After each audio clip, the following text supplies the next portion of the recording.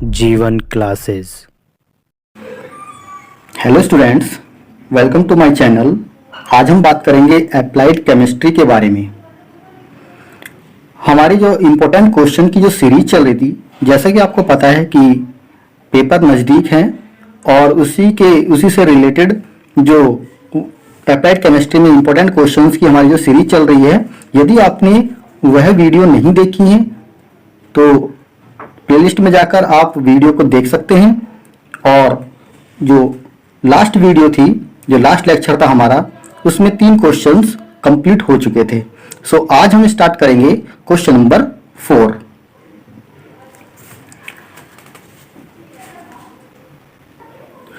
बाकी के जो इंपॉर्टेंट क्वेश्चंस हैं उनकी वीडियो देखने के लिए लिंक डिस्क्रिप्शन में डाल दिया जाएगा। सो स्टार्ट करते हैं।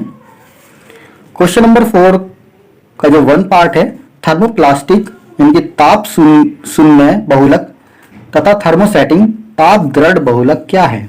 प्रत्येक का एक उदाहरण देकर समझाइए।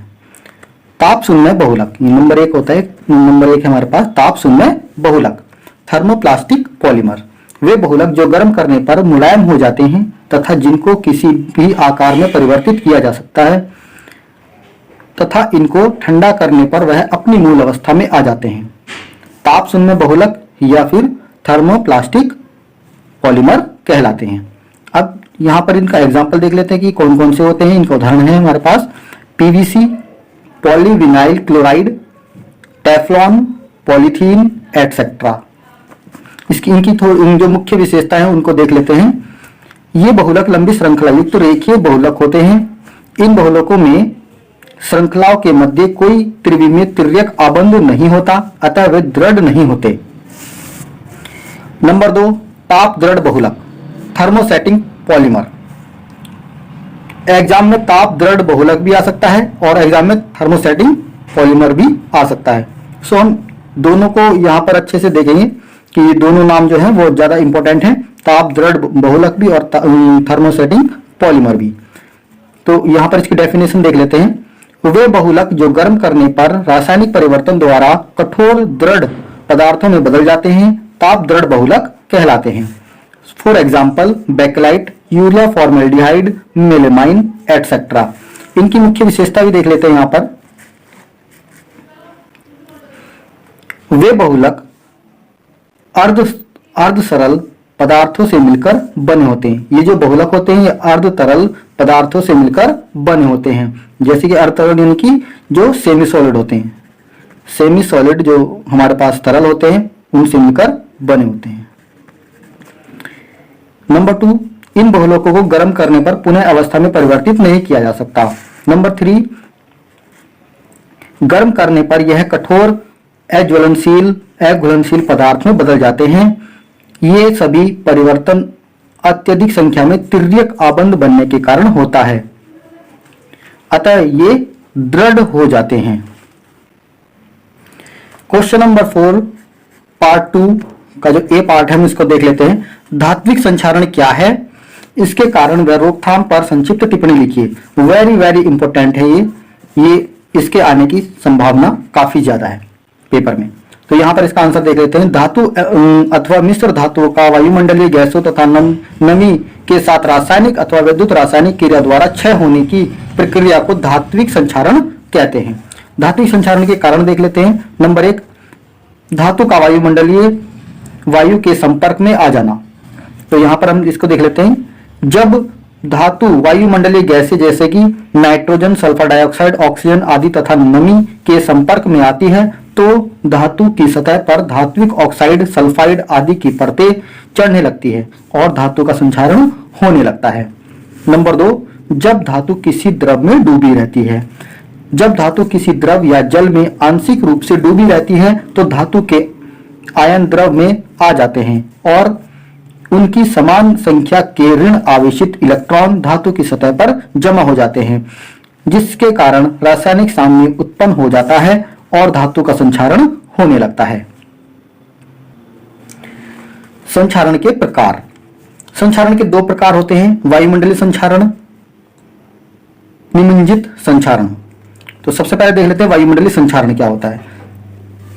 इसको एटमॉस्फेरिक कोरोजन भी कहा जाता है।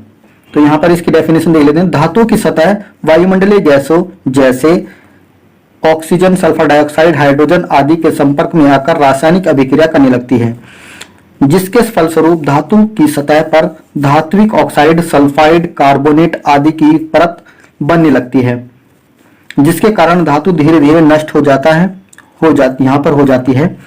इस प्रकार धातु का संक्षारण होने लगता है। यहाँ पर हम इसकी समीकरण देख लेते हैं। जो हमने लिखा है M प्लस O2, यहाँ पर एरो का निशान है, तो यहाँ पर बन जाएगा MO2। यहाँ पर जो हमने M लिखा है इसको हमने धातु माना है, और ये जो O2 है ये ऑक्सीजन है। जैसे हम दोनों की रिएक्शन कराएंगे तो यहाँ पर बन जाएगा धातु ऑक्साइड। निमज्जित संक्षारण, निमज्जित संक्षारण को इमर्ज्ड कोरोजन भी कहा जाता है। आइए इसकी डेफिनेशन देख लेते हैं कि ये क्या होता है। इस प्रकार के संक्षारण में धातु की सतह पर नम वायु, जल तथा किसी अन्य द्रव के संपर्क में आने के कारण एक विद्युत रासायनिक सेल बन जाता है तथा विद्युत रासायनिक अभिक्रिया होने लगती है और धातु का संक्षारण होने लगता है। रासायनिक संक्षारण क्या होता है, यहाँ पर देख लेते हैं। इस प्रकार के संक्षारण में धातु तथा द्रव की रासायनिक अभिक्रिया होती है। रासायनिक संक्षारण में धातु और द्रव की एक रासायनिक अभिक्रिया होती है, और इस अभिक्रिया को ही क्या बोलते हैं, इसके द्वारा जो संक्षारण होता है उसी संक्षारण को क्या बोलते हैं, रासायनिक संक्षारण यानी कि केमिकल कोरोजन कहा जाता है। नंबर सेकंड, जल संक्षारण। जल संक्षारण पानी के पाइपों तथा बॉयलरों का संक्षारण इसके अंतर्गत आता है। यानी कि जो पानी के पाइप होते हैं, बड़े बड़े लोहे के जो पाइप, धातु के जो पाइप होते हैं, और या फिर बॉयलरों का जो संक्षारण होता है वो जल संक्षारण में आता है। धात्विक संक्षारण के बचाव, रोकथाम, प्रिवेंशन ऑफ कोरोजन। तो यहाँ पर नंबर 1 है उपयुक्त डिजाइन के द्वारा। डिजाइन में नोकदार कोने न हो जिससे उन पर ठोस पदार्थ न जमा हो सके। यानी कि जो हम डिजाइन बना रहे हैं उसके कोने नोकदार नहीं होने चाहिए। अगर नोकदार होंगे तो उसमें ठोस पदार्थ जमा होते रहेंगे और कोरोजन लग जाएगा। नंबर 2, जोड़ने वाले भागों में कोई छेद, दरार नहीं होनी चाहिए। यदि हम दो सतह को जोड़ रहे हैं तो वहां पर कोई दरार नहीं होनी चाहिए, वहां पर कोई छेद नहीं होना चाहिए, अन्यथा वहां पर भी संक्षारण हो सकता है। नेक्स्ट, एनोडीय धातु पर कोई पेंट या लेपन नहीं करना चाहिए। नंबर 2, शुद्ध धातु के प्रयोग द्वारा। शुद्ध धातु के प्रयोग द्वारा यहां पर देख लेते हैं। किसी धातु में जितनी ज्यादा अशुद्धि होगी उसका संक्षारण उतना ही अधिक होगा। अतः संक्षारण से बचने के लिए शुद्ध धातु का प्रयोग करना चाहिए। नंबर 3, संदमक का प्रयोग। संदमक वह होते हैं जो संक्षारण का विरोध करते हैं। संदमक को यदि सूक्ष्म मात्रा में मिला दिया जाए, यदि संदमक को किसी भी धातु में सूक्ष्म मात्रा में मिला दिया जाए तो वह धातु के चारों ओर अधिशोषित होकर एक सुरक्षात्मक परत बना लेता है, जिससे संक्षारण को रोका जा सकता है। अतः उदाहरण, यहाँ पर इसका उदाहरण दे लेते हैं। फास्फेट तथा जो तत्वों के फास्फेट होते हैं तथा क्रोमेट आदि एनोडी निरोधक का कार्य करते हैं। जो निरोधक यहाँ पर लिख रखा है ये भी क्या है, इसी को क्या कहते हैं, संदमक कहते हैं। लास्ट पॉइंट देख लेते हैं यहाँ पर प्रिवेंशन का, जो प्रिवेंशन ऑफ कोरोजन था। उचित माध्यम के प्रयोग द्वारा धातुओं को संक्षारण से बचाने के लिए नम वायु तथा जल में घुली हुई ऑक्सीजन को निकालने पर संक्षारण को रोका जा सकता है। इस उद्देश्य के लिए सोडियम सल्फाइड का फॉर्मूला होता है Na2SO3 या hydrazine NH2 single bond NH2 का प्रयोग किया जाता है। नेक्स्ट क्वेश्चन यहां पर देख लेते हैं। वार्निश कितने प्रकार के होते हैं? एक अच्छे वार्निश की विशेषताएं लिखिए। आंसर यहां पर देख लेते हैं इसकी डेफिनेशन। वार्निश वह पदार्थ होता है जो लकड़ी तथा अन्य पदार्थों के ऊपर लगाई जाती है, जिससे उसकी सुरक्षा हो और वे सुंदर दिखें। यहां पर वार्निश के प्रकार को देख लेते हैं। वार्निश के प्रकार, spirit, number 1 spirit varnish. Lakh या अंबर रेजिन को मिथाइलेटेड स्पिरिट में घोलकर स्पिरिट वार्निश बनाया जाता है। नंबर 2 तेल वार्निश। अंबर रेजिन या कोपल को वाष्पशील विलायक को या अलसी के तेल में घोलने पर तेल वार्निश बनता है। इसका प्रयोग बाहरी सतह के लेपन के लिए किया जाता है। नंबर 3, जल वार्निश। इसे बनाने के लिए लाख या शेलक में उचित मात्रा में बोरेक्स मिलाकर मिश्रण को गर्म किया जाता है और पानी में घोला जाता है। इसका उपयोग आंतरिक कार्यों के लिए किया जाता है। नंबर 4, तारपीन वार्निश। इसे डैमर गोंद या अन्य प्राकृतिक रेजिन को तारपीन के तेल में घोलकर बनाया जाता है। यह शीघ्रता से सूख जाता है। Number 5, leather varnish. लाख को स्पिरिट में घोलकर मिश्रण में भूरा रंग मिलाने पर लेदर वार्निश प्राप्त होता है। इसका प्रयोग चमड़े के सतह को चमकीला करने के लिए किया जाता है। अच्छे वार्निश की विशेषता एवं उपयोग। वार्निश थर्मोसेटिंग रेजिन तथा तेल से मिलकर बनते हैं। ये पारदर्शी होते हैं। इनका उपयोग अकेले ही किया जाता है। व्यावसायिक रूप से इनका प्रयोग मोटर वाहनों में किया जाता है। यह पारदर्शी से गहरे सुनहरे रंग के हो जाते हैं।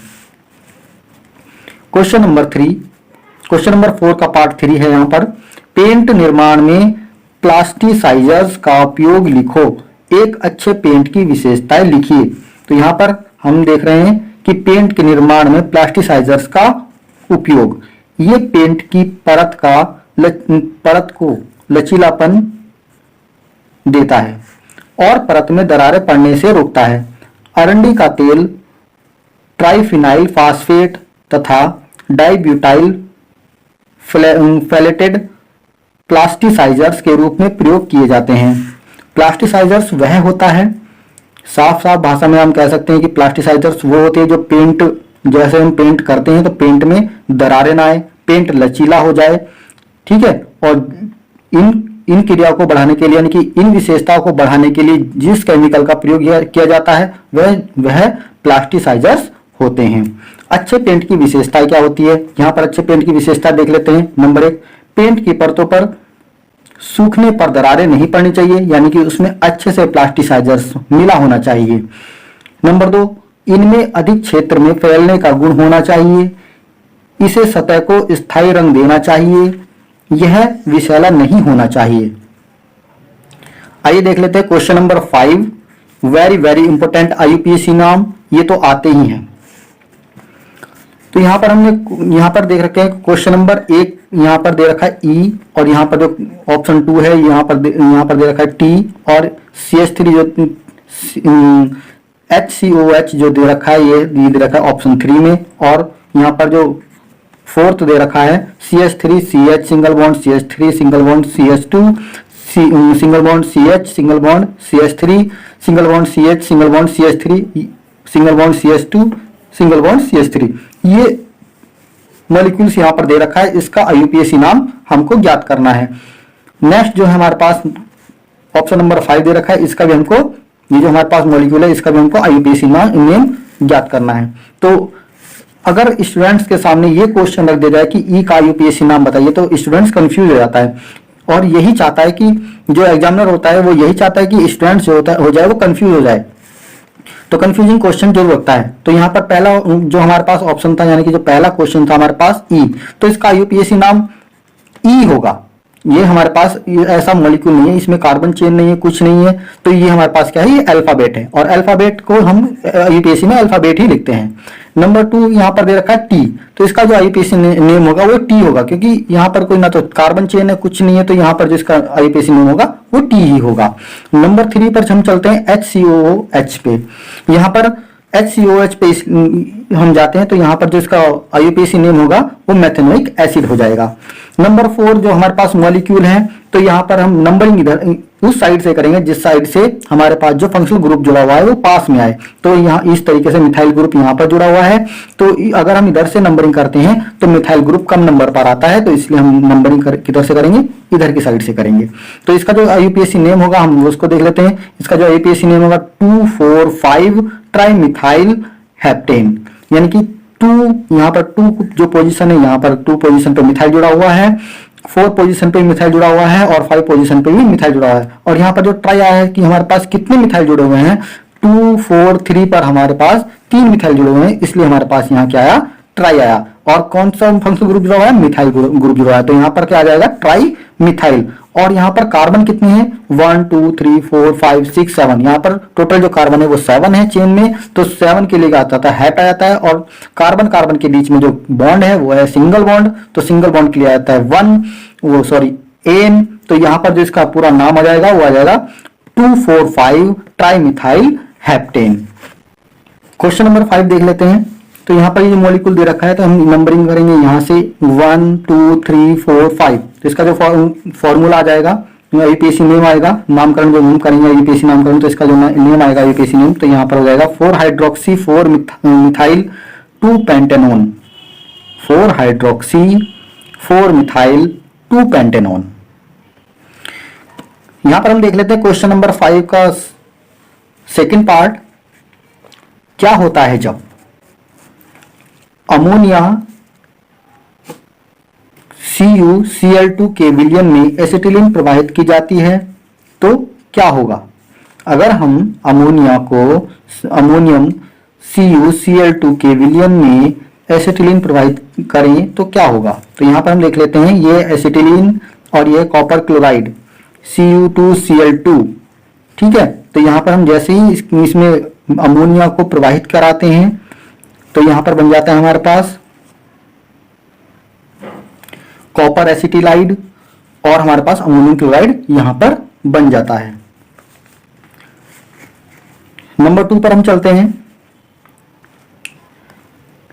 लगभग 2000 वायुमंडलीय दाब पर एथेन को गर्म करते हैं, तो यहां पर 2000 वायुमंडलीय दाब पर हम क्या कर रहे हैं, एथेन को गर्म कर रहे हैं। तो हम जैसे ही हम गर्म करते हैं तो हमको क्या मिलता है, पॉलीथीन मिल जाती है। नेक्स्ट हमारे पास एल्यूमिनियम कार्बाइड की जल के साथ क्रिया कराई जाए तो क्या होगा। हमारे पास एल्यूमिनियम कार्बाइड का फॉर्मूला ये है, हमारे पास एल्यूमिनियम कार्बाइड है, इसकी हमने रिएक्शन कराई जल के साथ, तो हमारे पास बनता है मीथेन और एल्यूमिनियम हाइड्रोक्साइड बनता है, ठीक है। नेक्स्ट क्वेश्चन पर हम चलते हैं। सोडियम एल्यूएट को सोडा लाइम के साथ गर्म किया जाता है, तो सोडियम एल्यूएट को सोडा लाइम के साथ जैसे हम गर्म करते हैं, दाहक सोडा के साथ यानी कि सोडियम हाइड्रोक्साइड के साथ जैसे हम गर्म करते हैं तो हमारे पास बनता है बेंजीन। नेक्स्ट हम क्वेश्चन पर हम चलते हैं। तो ये वेरी वेरी इंपॉर्टेंट है, एक क्वेश्चन ये है जो बहुत ज्यादा इंपॉर्टेंट है और एक क्वेश्चन ये है जो बहुत ज्यादा इंपॉर्टेंट है। तो हम क्वेश्चन नंबर ई को देख लेते हैं। सूर्य के प्रकाश की अनुपस्थिति और लोहे की उपस्थिति में बेंजीन क्लोराइड के साथ अभिक्रिया करते हैं तो क्या होता है। तो बेंजीन की जैसे ही रिएक्शन कराते हैं क्लोराइड के साथ, तो FeCl3 की उपस्थिति में यहां पर कराएंगे तो हमारे पास क्लोरोबेंजीन मिल जाएगा। चलते हैं क्वेश्चन नंबर 5 के थर्ड पार्ट पे। तो यहां पर टिप्पणी लिखनी है, तो पेरोक्साइड प्रभाव और बहुलीकरण पर हमको टिप्पणी लिखनी है। तो यहां पर हम देख लेते हैं सबसे नंबर 1 पेरोक्साइड इफेक्ट, पेरोक्साइड प्रभाव। किसी कार्बनिक पेरोक्साइड की उपस्थिति में क्रियाविधि खरास प्रभाव या एंटी मार्कोनिकॉव नियम अनुसार होती है और सेकेंडरी मुक्त मूलक से बनने वाला प्रोडक्ट प्राथमिक ब्रोमोप्रोपेन अधिक स्थायी होता है। इसी प्रक्रिया को पेरोक्साइड प्रभाव कहते हैं। यानी कि अगर हमारे पास कोई कार्बनिक पेरोक्साइड की उपस्थिति में क्रियाविधि खरास प्रभाव, यानी कि जो हमारे पास कार्बनिक पदार्थ है उसको हम कार्बनिक पेरोक्साइड की उपस्थिति में अगर हम कराते हैं तो हमारे पास जो रिएक्शन होती है वो होती है पेरोक्साइड प्रभाव, ठीक है। उसमें जो बनने वाला जो मुक्त मूलक होता है वो प्राइमरी जो मुक्त मूलक होगा वो सेकेंडरी से क्या होगा, स्थायी होगा। तो यहां पर हम देख लेते हैं कि जो रिएक्शन है ये कार्बनिक पेरोक्साइड है, इनकी CH3 CH CH2, ये हमारे पास है प्रोपीन की हम जैसे रिएक्शन कराएंगे हाइड्रोजन ब्रोमाइड के साथ तो यहां पर बेंजोइल पिनॉक्साइड है। अब जैसे ही हम यहां पर रिएक्शन कराते हैं तो बन जाता है हमारे पास 1 ब्रोमोप्रोपेन, और ये जो 1 ब्रोमोप्रोपेन है ये है स्टेबल यानी कि स्थायी। तो इसकी क्रियाविधि भी देख लेते हैं कि ये किस तरीके से प्राप्त किया हमने। तो यहाँ पर हमारे पास CH3 CH double bond CH3 के साथ हमने रिएक्शन कराई, हमारे पास ब्रोमीन है। हमने जैसी रिएक्शन कराई किसकी प्रेजेंस में, बेंजोइल पेनॉक्साइड की प्रेजेंस में, तो हमारे पास प्राइमरी फ्री रेडिकल्स मिलता है, यानी कि ये बॉन्ड है, एक इलेक्ट्रॉन यहाँ पर चला जाएगा और एक इलेक्ट्रॉन यहाँ पर चला जाएगा। इसको बोलते हैं होमोलिटिक विदलन। क्योंकि होमोलिटिक विदलन जैसी होगा तो यहाँ पर एक इलेक्ट्रॉन यहाँ पर चला जाएगा और एक इलेक्ट्रॉन इस जगह पे चला जाएगा। तो यहाँ पर देख लेते हैं हम कि एक इलेक्ट्रॉन तो यहाँ पर चला गया, तो जैसे ही एक फ्री रेडिकल ये बना और एक फ्री रेडिकल हमारे पास ये बन गया।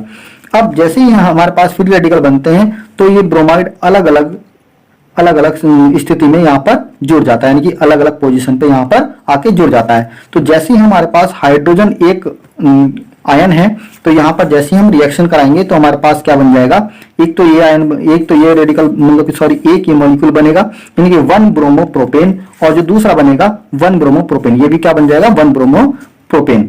अब ये जो 1 ब्रोमोप्रोपेन है, ये जो बनेगा हमारे पास, ये बनेगा प्राइमरी ब्रोमोप्रोपेन बनेगा। ये हमारे पास कौन सा बनेगा, प्राइमरी ब्रोमोप्रोपेन।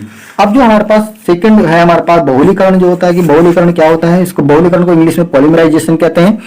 तो इसकी डेफिनेशन देख लेते हैं। वह प्रक्रिया जिसमें एक लक जो होते हैं मोनोमर होते हैं, छोटे छोटे अणु होते हैं, अणु आपस में संयोग करके बहुलक का निर्माण करते हैं, यानी कि बहुत बड़े बहुलक का निर्माण करते हैं।